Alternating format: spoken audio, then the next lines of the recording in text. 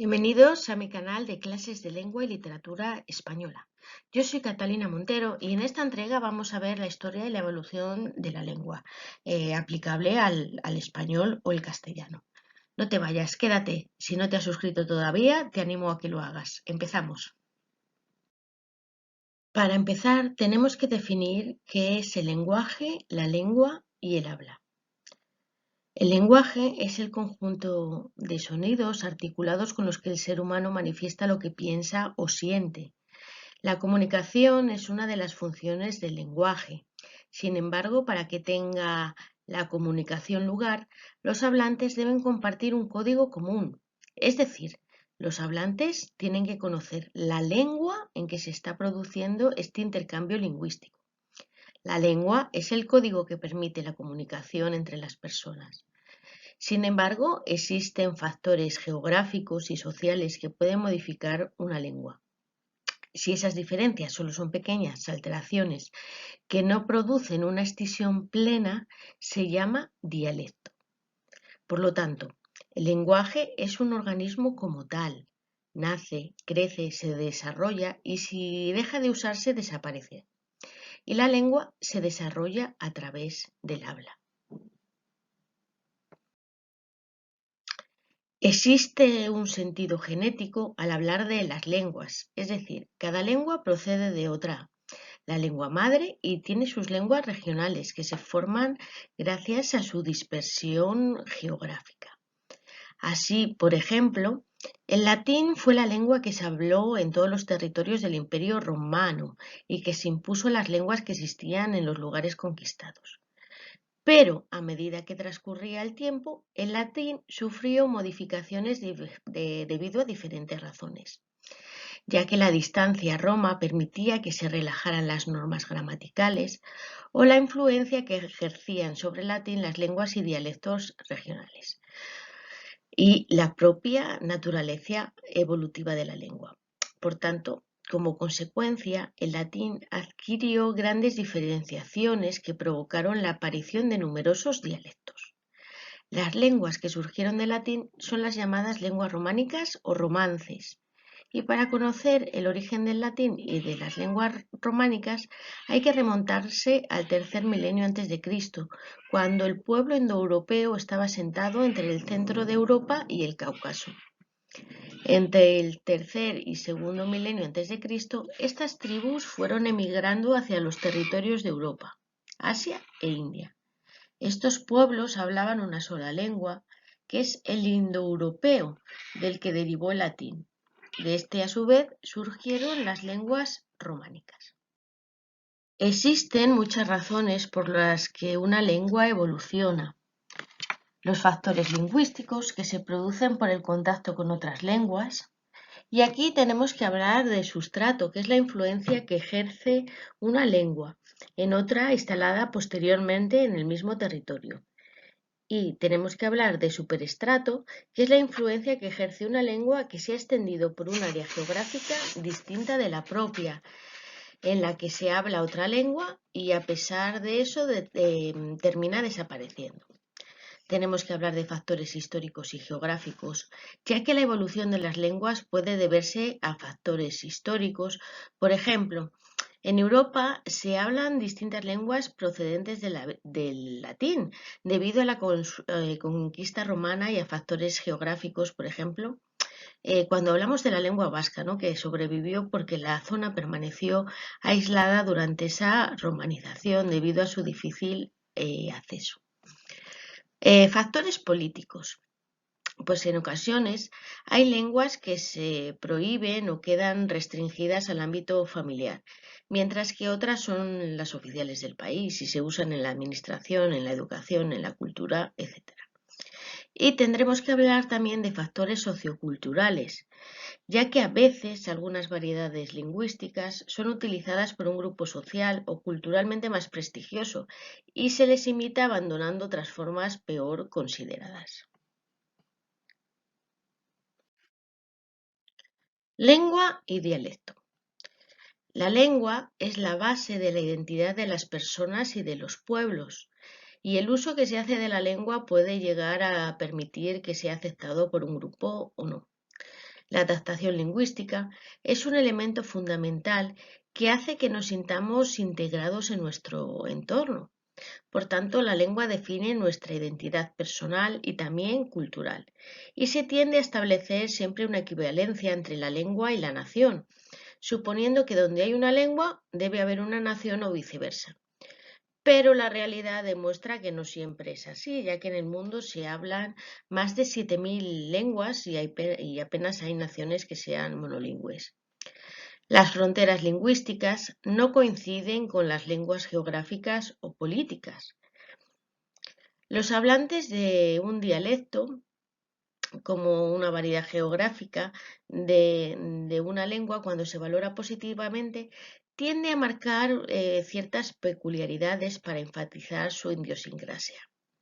Por el contrario, cuando los hablantes sienten que su dominio de la lengua, debido a esas diferencias regionales o locales, los discrimina en algún sentido, tienden a neutralizar esas alteraciones que los apartan de la lengua común.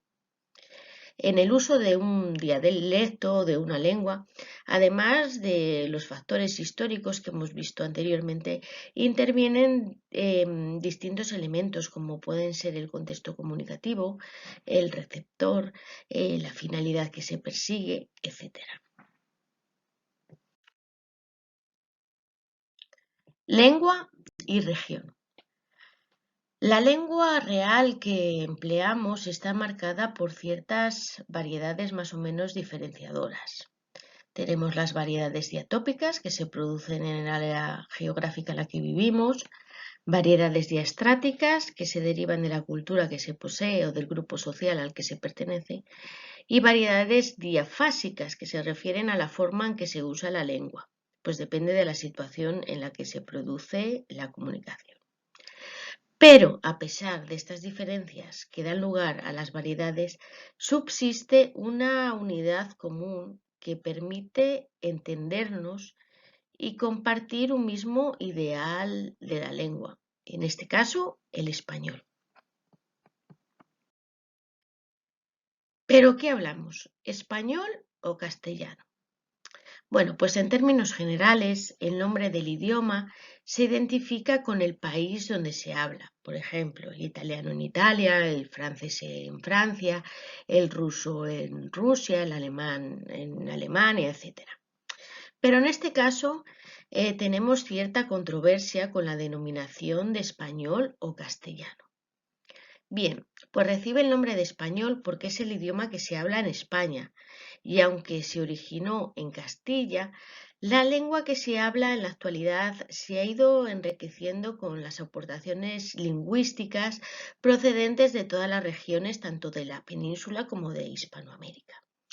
Sin embargo, existen razones muy diversas que llevan a preferir el término castellano. Por ejemplo, muchos hispanoamericanos prefieren castellano porque este nombre no implica dependencia política con respecto a España. Son numerosas, por tanto, las razones históricas y políticas que justifican la elección de un término u otro. Esta polémica entre español y castellano ha provocado diversos y apasionados debates en determinados momentos. Por ejemplo, en un principio la Real Academia Española llamó castellano al idioma en el diccionario de la lengua española hasta 1925, ¿no? Mientras que la gramática de la lengua española se tituló Gramática de la lengua castellana hasta 1924. A partir de entonces se sustituyó castellana por española. En definitiva, el uso del español no supone en la actualidad una denominación o supremacía lingüística, sino que es un hecho cultural plural. El español se ha enriquecido precisamente por el hecho de que se habla en muchos países y regiones y porque en cada una de ellas posee un acento y un léxico particular. En España, además del español, se hablan otras 4 lenguas: el gallego, el catalán, el aranés y el vasco o euskera. Junto con el castellano está esta lengua Tiene también su oficialidad en el territorio español. De hecho, en el artículo 3 de la Constitución Española de 1978 se recoge. Vamos a leerlo, lo tenéis aquí en la diapositiva. Dice: el castellano es la lengua española oficial del Estado. Todos los españoles tienen el deber de conocerla y el derecho a usarla. Las otras lenguas españolas serán también oficiales en las respectivas comunidades autónomas de acuerdo con sus estatutos. Y la riqueza de las distintas modalidades lingüísticas de España es un patrimonio cultural que será objeto de especial respeto y protección. De todas maneras, te recuerdo que en la descripción del vídeo tienes un vídeo que hice anteriormente sobre las lenguas de España, donde se hace un recorrido histórico sobre las lenguas cooficiales de la península. Otras culturas y sus lenguas, el romaní. Bueno, pues el pueblo gitano, como todos sabemos, se encuentra disperso por todo el mundo, pero mantiene su identidad gracias a la lengua. La lengua de los gitanos es el romaní, una de las más antiguas que existe. Además, está relacionada con el sánscrito, que fue una de las lenguas del norte de la India del siglo III a.C. Tiene rica tradición literaria y religiosa. Todos los gitanos hablaban romaní, pero esta lengua se ha ido alterando, dependiendo de la zona en la que se han ido asentando. En España se habla el caló, que conserva un vocabulario del idioma original, pero que se ha ido enriqueciendo con las variedades de las lenguas que se hablan en España. El español de América. En los territorios del continente americano, donde en la actualidad se habla español, desde México hasta la zona austral de Argentina, con la excepción de Brasil, antes de la llegada de los españoles existían más de 100 familias de lenguas indígenas. Al inicio esto supuso serios problemas para la comunicación. Por lo tanto, podemos hablar de 3 épocas claves en el desarrollo de las lenguas de América. La primera, con Felipe II, se insistió en que los misioneros aprendieran las lenguas de los indios sin descuidar la enseñanza del castellano. Prevalecieron las razones religiosas sobre las políticas. La segunda época, con Carlos III, el castellano fue la lengua de la evangelización, pero también sirvió para unificar la cultura, el comercio y la administración. En su reinado se decretó que la enseñanza fuera en castellano en detrimento de las lenguas indígenas, con el propósito que éstas llegaran a extinguirse. Y en tercer lugar, con la independencia de los países americanos, surge el temor a que se produzca una disgregación semejante a lo que ocurrió tras el Imperio Romano. Por eso, muchas de las nuevas naciones adoptan el español como lengua nacional. Hay que recordar que hoy en día se considera que no hay un único modelo de lengua culta aplicable a todos los países hispanohablantes. Es lo que se llama norma policéntrica. Esto quiere decir que el modelo de la lengua de México no es igual al que se habla en Argentina o en España.